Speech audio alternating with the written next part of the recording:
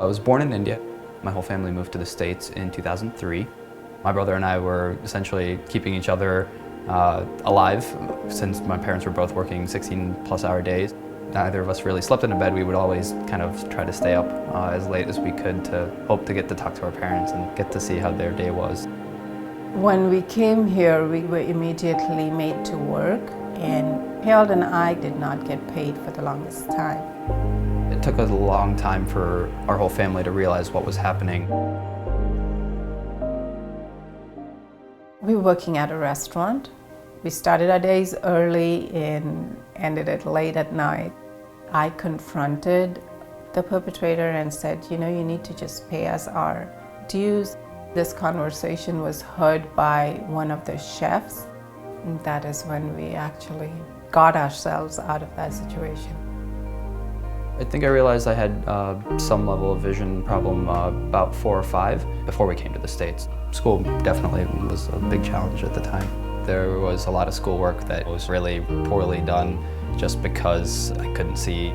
We got put in contact with an organization that helped us get my eyes checked and get me a prescription, an updated prescription, which was much overdue, and then a free pair of glasses with lenses. Those pair of glasses has really made his life prosper. When we were in our trafficking situation, my only out was community service. We did a lot of different kinds of community service with our church. It was my mom who really started volunteering, and then about 8th grade or so, it was me who was kind of dragging them along because I wanted to go do one more organization or one more event or one more community service project. I think my responsibility and my work in the community has really been where a lot of my accomplishments have shown through, where I got recognized for a lot of those programs in regards to leadership. I think those new pair of glasses made all that difference. Being a member of the National Society of High School Scholars, he was invited to be the ambassador for them. In 2013, he got invited to the presidential inauguration at DC.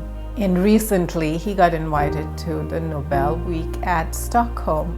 He was one of 25 kids from around the world that was invited to the Nobel Week. Vision is like a freedom.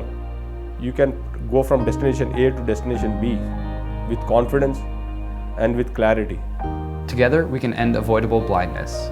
Join us to help the world see now.